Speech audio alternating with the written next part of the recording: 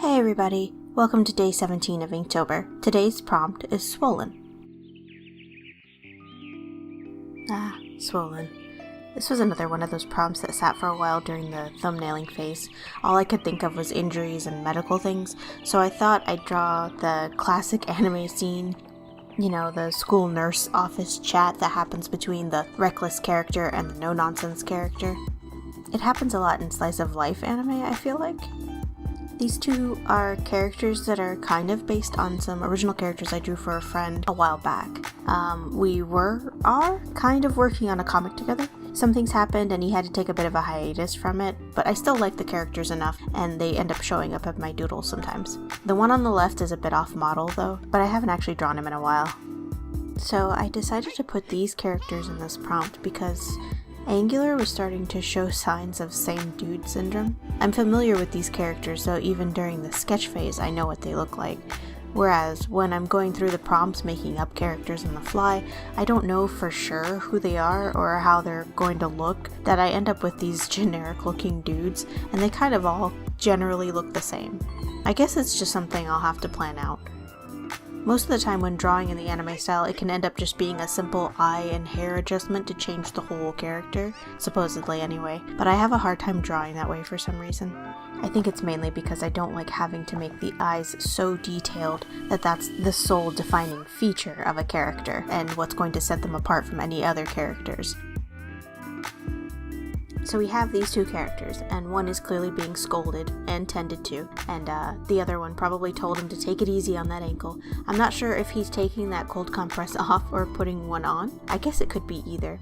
Maybe he thought the cold compress would be enough to let him keep playing or whatever he was doing, or he was reckless and kept playing knowing he was slightly injured and aggravated it, but either way, he is now in the nurse's office, and of course, the nurse is out at the time, because of course she is, and his friend has to help him. This guy is annoyed because he probably knew about the injury and advised him to stay off it, and now he has taken it upon himself to help him while giving him a nice long lecture. Does it sound familiar? It should. It happens in anime all the time. I was trying to plan out the inking phase a bit more this time, so I marked out the areas that I wanted to really focus on shading with my inks and Copics. I was really tempted to just block out all those areas in, and I did get pretty heavy with those areas when I went in with the hatching, but I decided to ease up since I know I was going to come back with the Copic phase and darken some things up. The Copics help because inking traditionally hurts my wrist after a while since it requires precision and repetitive strokes. The Copics let me make wider, broader strokes with a lighter hand. I was planning on blocking out the guy on the left's hair since his hair is actually black, but I felt like there was a bit too much going on already and I left it out. The thing is, I already inked his eyebrows really dark so that way they would show up through the black hair, and now they are very pronounced eyebrows. It probably would have been fine, but I was feeling a little weird about it at the time. On the camera, some of the colors end up being a little bit darker than they do off camera or in real life, so I get a little self-conscious over what it's going to look like in the video versus what I see on the paper. I kind of cheated with the background, I think. It's super simple, but I'm finding less and less time to get these done, so I kind of have to cheat myself out of my own challenge. I guess any background is better than no background though, and I still play it a little bit with the composition and perspective.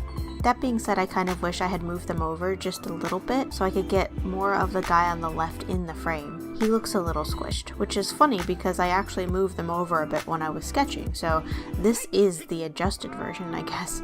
So for this particular prompt, I was trying to keep it a little simpler, despite ending up having two characters in this prompt, which can be a little difficult since it's really easy to accidentally make one character bigger than the other, and can add quite a bit of time when composing a piece. Even though I did try to spend some time planning where they were going to be, I still would have liked them to move over just a smidge, like I said. At the same time, I'm okay with it because it limited how much I ended up having to draw of him, but I think I might have been a bit over-ambitious in some of these prompt ideas considering the time constraints. So, for instance, Angular ended up very experimental.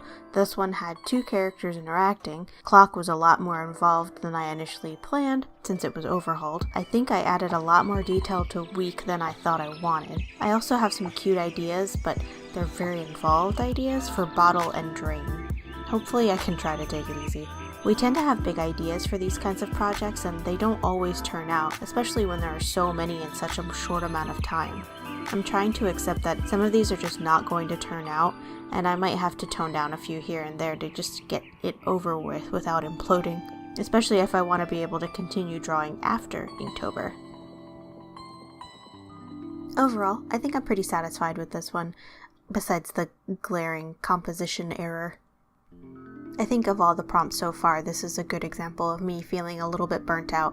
So I'll try to plan these out a little bit better so that they are still interesting looking and composed well, but maybe not quite as detailed, and I might leave the background off of a few in the future, just to kind of pump the brakes and ease up on the pace, for something more of like a relaxed prompt.